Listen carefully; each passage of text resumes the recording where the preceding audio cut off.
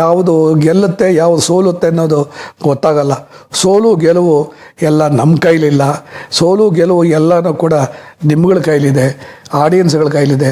ಚೆನ್ನಾಗಿದ್ದರೆ ಗೆಲುವು, ಸೋತ್ರೆ ಸೋಲು. ಸೊ ಈ ಥರ ಸೋಲು ಗೆಲುವು ನನಗೊಬ್ಬನಿಗೆ ಅಲ್ಲ,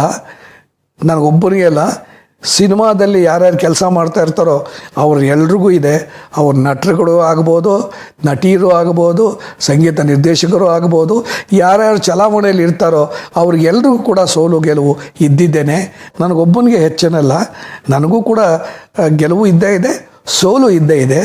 ಆ ಸೋಲು ಯಾವ್ಯಾವುದು ಅನ್ನೋದು ಕೂಡ ನಾನೇನು ಮುಚ್ಚಿಡಲ್ಲ, ಅದನ್ನು ಹೇಳೋಕ್ಕೆ ಇಷ್ಟಪಡ್ತೀನಿ ಅಂತ ನಾನು ಹೇಳ್ತೀನಿ. ನಾನು ಇನ್ನೊಂದು ಈ ಟೋನಿ ಆದಮೇಲೆ ಆಮೇಲೆ ಇನ್ನೊಬ್ಬ ಪ್ರೊಡ್ಯೂಸರು ಒಂದು ಪಿಕ್ಚರ್ ಮಾಡಿಕೊಡು ಅಂತಂದರು. ಅವ್ರು ಯಾರು ಅಂತ ಹೇಳಿದ್ರೆ ಕೃಷ್ಣರಾಜು ಅಂತ. ಅವರು ಅದಕ್ಕಿಂತ ಮುಂಚೆ ಒಂದು 3-4 ಐ ಥಿಂಕ್ ಕನ್ನಡ ಪಿಕ್ಚರ್ಗಳು ಮಾಡಿದ್ದಾರೆ. ಒಂದು ವೈ ಆರ್ ಸ್ವಾಮಿಯವರು ಇಟ್ಕೊಂಡು ಒಂದು ಪಿಕ್ಚರ್ ಮಾಡಿದ್ರು, ಇನ್ನೊಂದು ಯಾವುದೋ ಮಾಡಿದ್ರು. ಆಮೇಲೆ ಈಗ ನನ್ನ ಕೇಳಿದ್ರು ಪಿಕ್ಚರ್ ಮಾಡು ಅಂತ.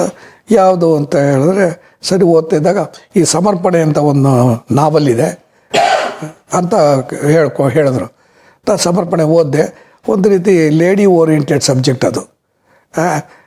ಗಿಕ್ಷನ್ ಏನು ಇಲ್ಲದೆ ಇರೋದು, ಮೆಲೋ ಡ್ರಾಮಾ ಇರೋ ಕತೆ. ಓಕೆ ಅನ್ನಿಸ್ತು. ಡೈರೆಕ್ಷನ್ಗೆ ಚೆನ್ನಾಗಿರುತ್ತೆ ಅಂತ ಇಷ್ಟಪಟ್ಟು ಕತೆನ ನಾನು ಒಪ್ಕೊಂಡೆ. ಅದು ಹೆಸರು ಸಮರ್ಪಣೆ ಅಂತ.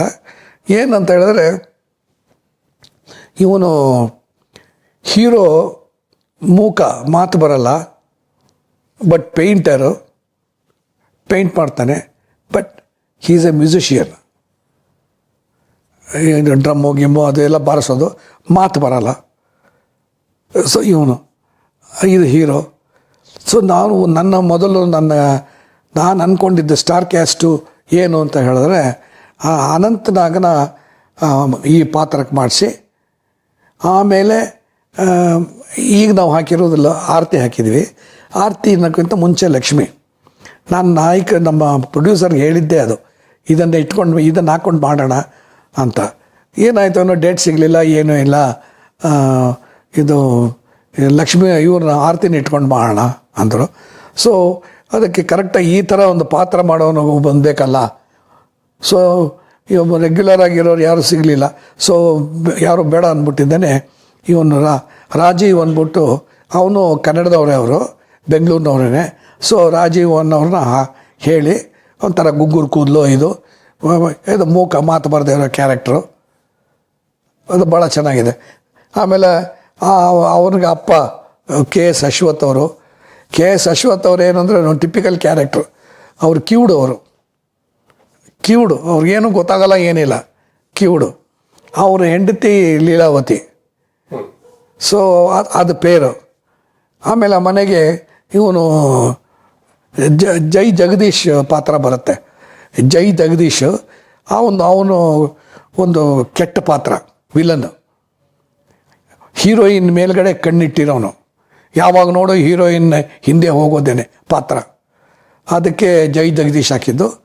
ಜೈ ಜಗದೀಶ್ ಕರೆಕ್ಟಾಗಿ ಹೇಳಿದರೆ ಮನೋಜ್ಞವಾಗಿ ಅಭಿನಯ ಮಾಡಿದ್ದಾರೆ. ಅವ್ರಿಗೆ ಮೊದಲಿಂದ ನನಗೆ ಮೈಸೂರು ಪರಿಚಯ.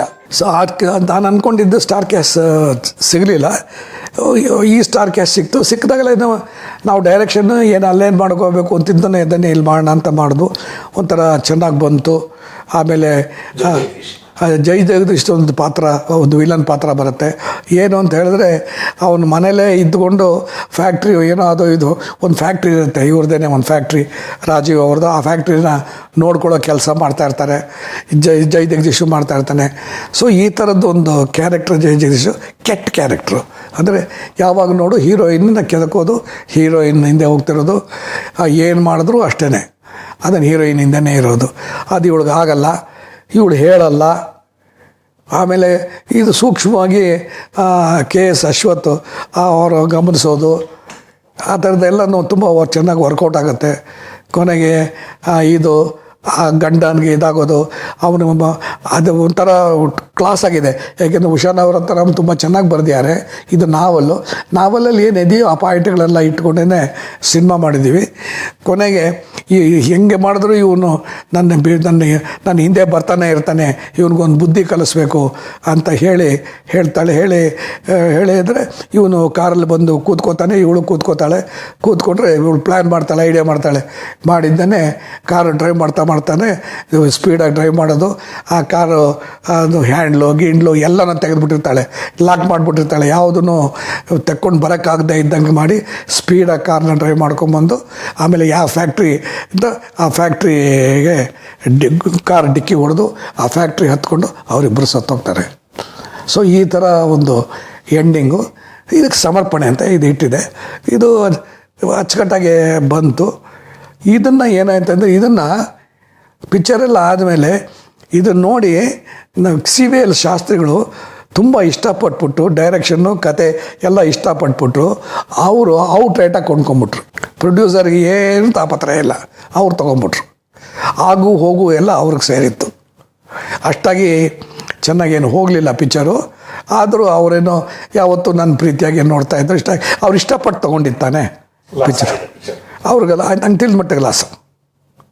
ನಿಮ್ಮ ಮೊದಲ ಲಾಸ್ ಅದಕ್ಕೆ ನಾನು ಹೇಳ್ತೇನೆ, ನೆಕ್ಸ್ಟ್ ಹೇಳ್ತೀನಿ ಏನು ಅಂತ ಹೇಳಿದ್ರೆ,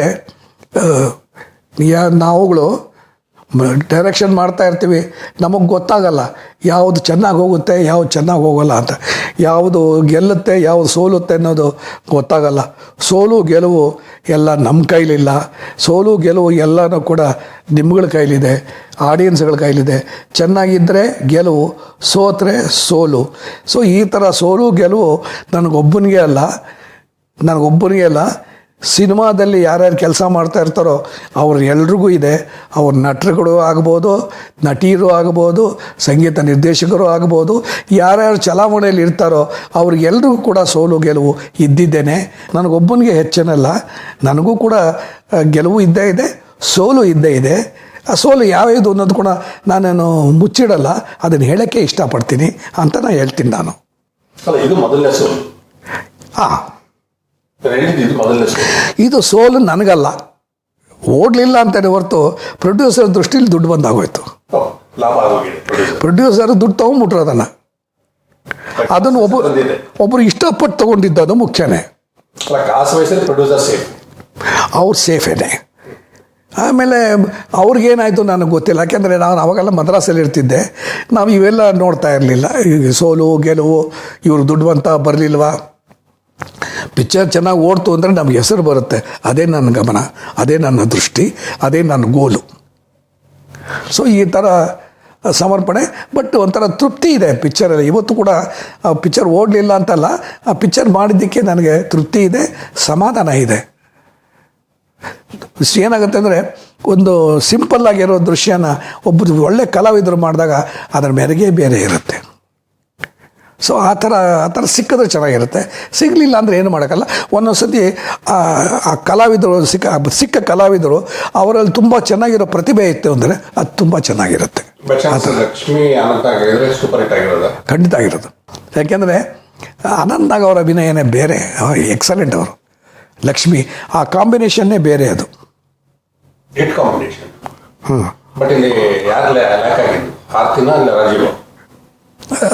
ರಾಜೀವ್ ಅವ್ರು ಮಾಡಿದ್ರು, ಅದು ಕ್ಲಿಕ್ ಆಗಲಿಲ್ಲ.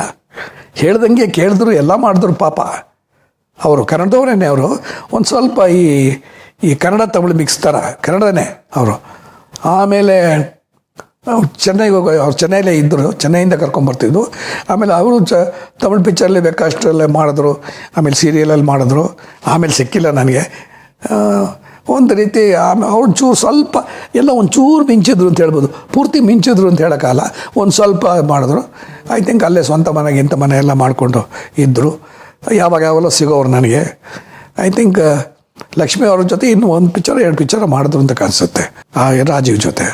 ರಾಜೀವ್ ಕೂಡ ಒಂದು ಸ್ವಲ್ಪ ಅವರಿಬ್ಬರು ಒಳ್ಳೆ ಫ್ರೆಂಡ್ಸ್ ಆಗಿದ್ದರು ಅವರು ಅಂತ ಹೇಳಬಲ್ಲೆ.